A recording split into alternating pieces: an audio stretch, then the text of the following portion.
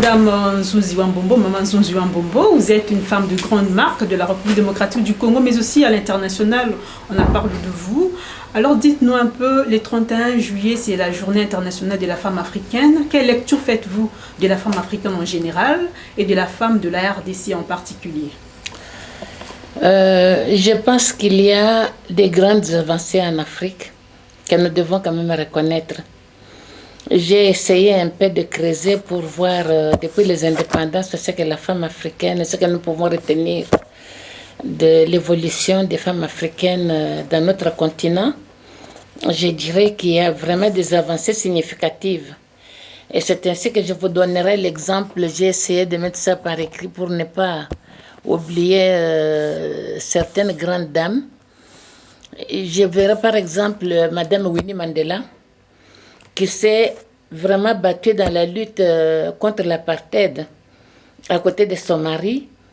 Malgré les 27 ans de prison de son mari, elle ne s'était jamais découragée, ni comment dirais-je, départie de sa responsabilité. Je peux aussi citer l'exemple en Éthiopie de Madame Sahel Oak, qui avait fait preuve vraiment de bravoure dans sa carrière de diplomate. Et elle a été représentante des Nations Unies pendant longtemps. Elle représentait l'Union africaine.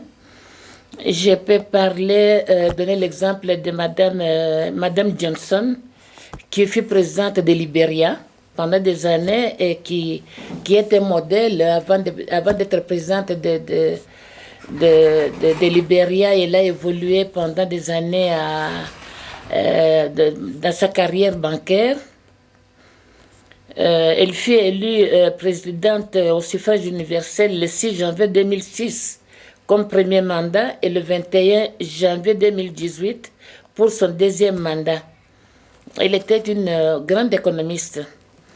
Je donnerai également l'exemple au Malawi, Madame Joyce Banda, qui fut présidente de Malawi, d'abord vice-présidente en 2009 et puis présidente de 2012 jusqu'à 2019.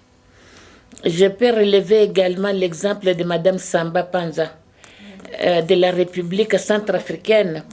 Elle fut présidente pendant la transition centrafricaine et elle a laissé vraiment très bonne image de la femme dans son pays. Sans oublier Madame Wangari.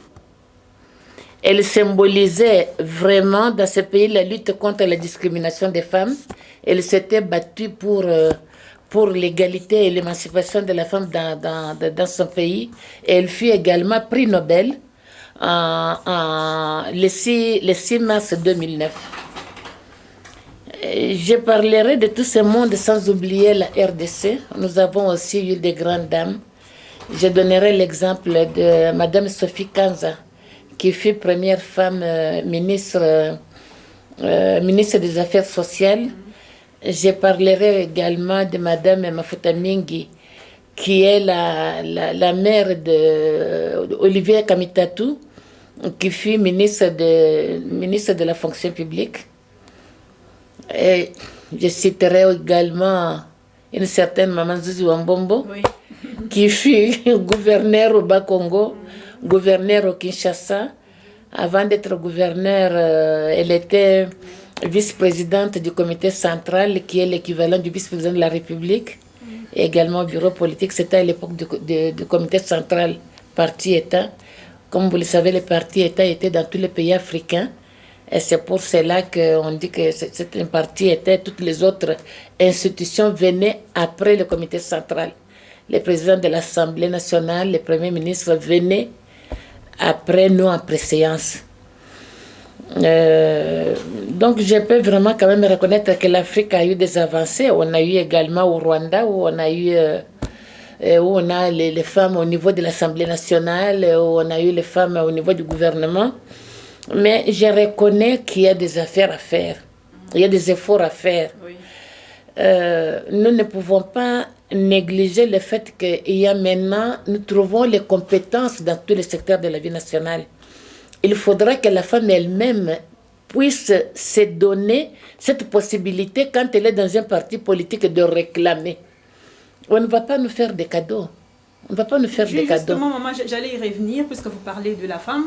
Mais nous remarquons que la parité n'a jamais été effective, même en RDC, même les 30% que le chef de l'État a dit, les 30% qui sont repris dans la Constitution, mais ces 30% n'ont jamais été respectés. Mais c'est ça que j'ai dit, il faut que la femme elle-même, les femmes qui sont dans les partis politiques puissent réclamer. Les femmes qui sont dans la société civile puissent réclamer. On ne va pas nous faire des cadeaux.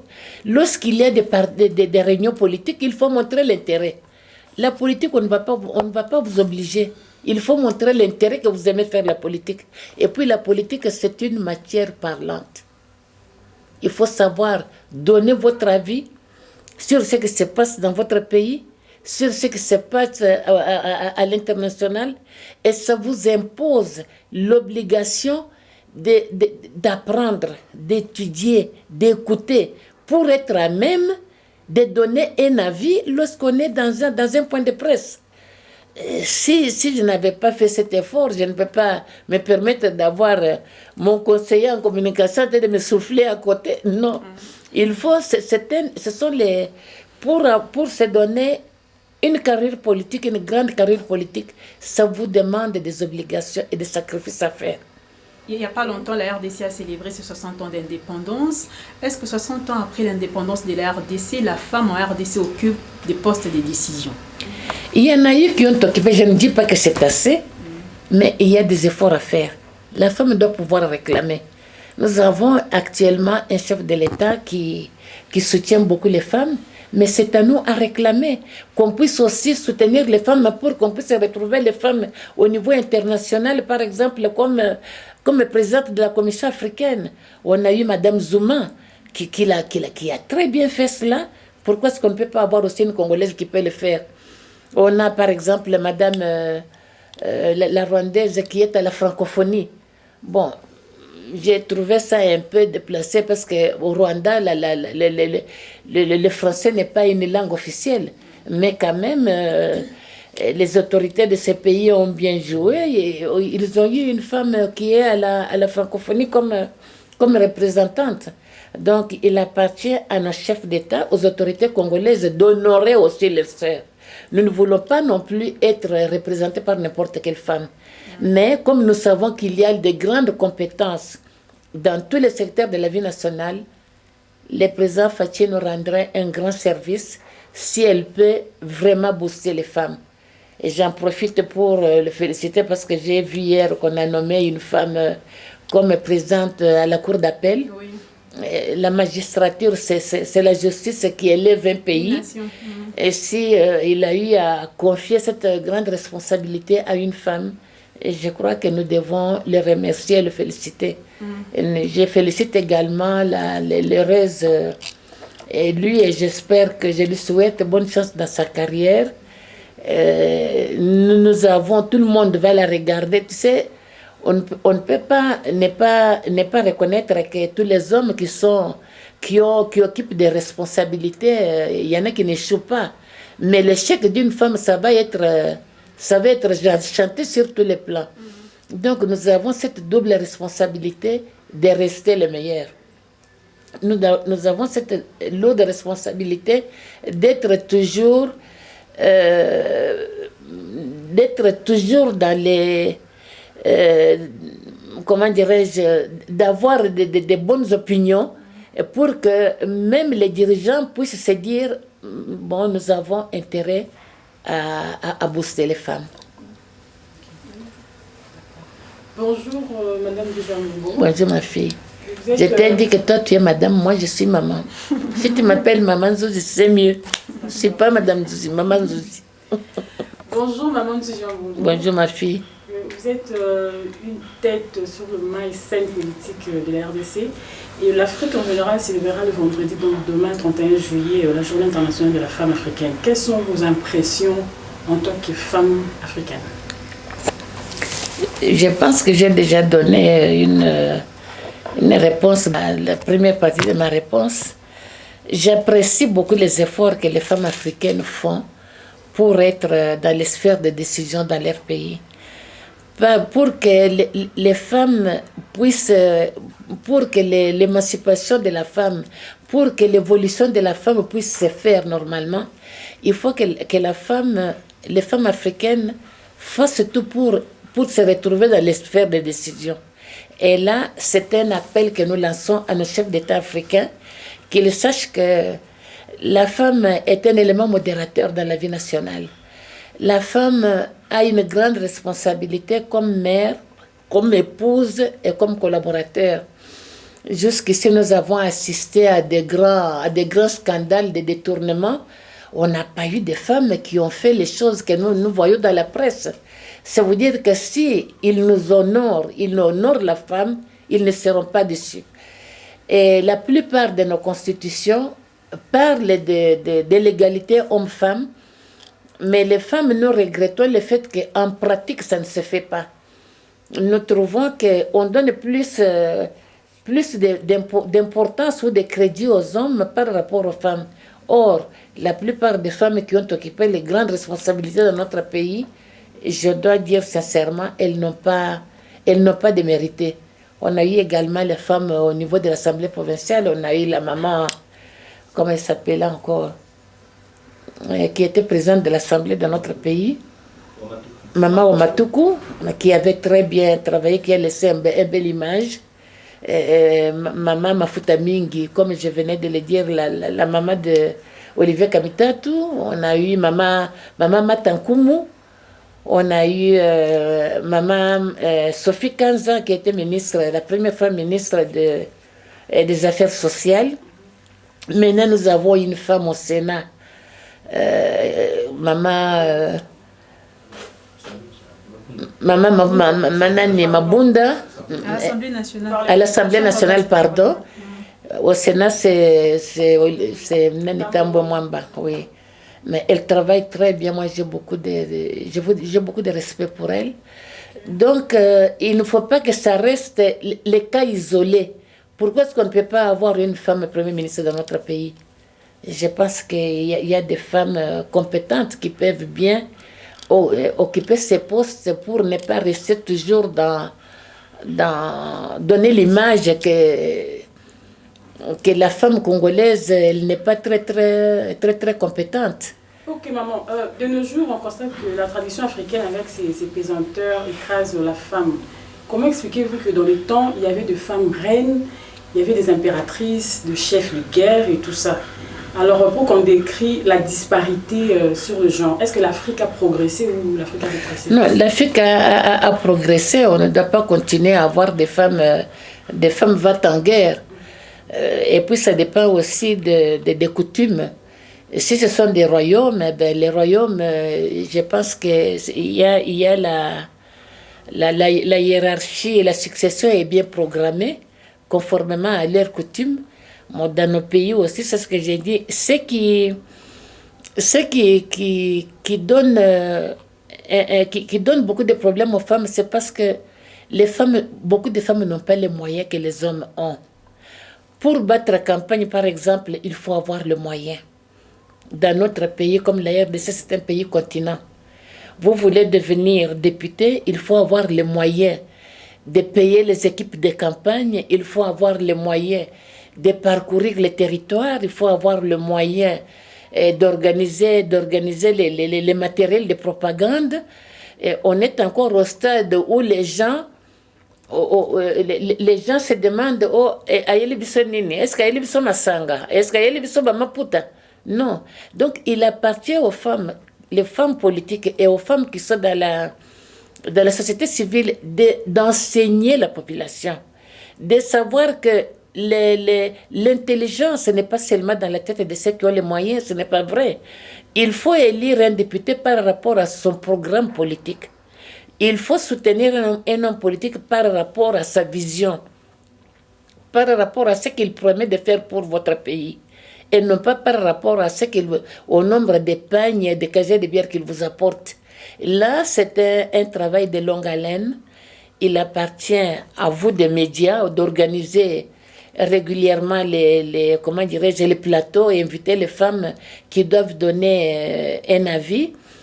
Il appartient également au ministre de l'enseignement primaires et secondaires, de demander dans les cours de civisme, de mettre les programmes où on enseigne la jeune fille comment se prendre à charge, comment devenir responsable, ne pas avoir peur d'oser. Parce que c'est ça aussi, les femmes, la plupart ont peur. Est-ce que n'a coca? Mais au mécanano, il n'y a personne tout ce qu'on fait, on apprend. On apprend à l'école, mais malheureusement, tout ne s'apprend pas à l'école. Pour ce qui est de la politique, c'est à partir de votre vouloir devenir, de votre vouloir apparaître, de votre vision de vous donner une dimension politique importante. C'est ça qui va vous donner la passion, ce qui va vous donner la patience d'apprendre, de connaître ce qui se passe dans le monde, de ce qui se passe dans le pays, de ce qui se passe dans la société, pour être en mesure de donner un point de vue, les cas échéants. Mais est-ce qu'aujourd'hui, il y a quand même certaines femmes qui viennent s'y ressourcer chez vous? Parce que vous avez de l'expérience en politique. Il y a des femmes qui viennent quand même vous rendre visite. Je reçois beaucoup, ma fille. Oui. Je reçois beaucoup. Toutes celles qui me demandent, qui demandent une audience. Je m'organise toujours avec mon conseiller en communication Innocent pour leur organiser le temps nécessaire pour échanger. J'ai quand même une expérience politique de plusieurs décennies. Je ne vais pas garder ça pour moi-même, ça sera de l'égoïsme. Je dois le partager à travers les rencontres et à travers les points de presse comme vous m'avez surpris. Maman, ensemble, qu'est-ce qu'on peut retenir de vous, maman Zounzi Wambombo, aujourd'hui? Est-ce que vous faites toujours la politique ou vous avez arrêté carrément avec la politique?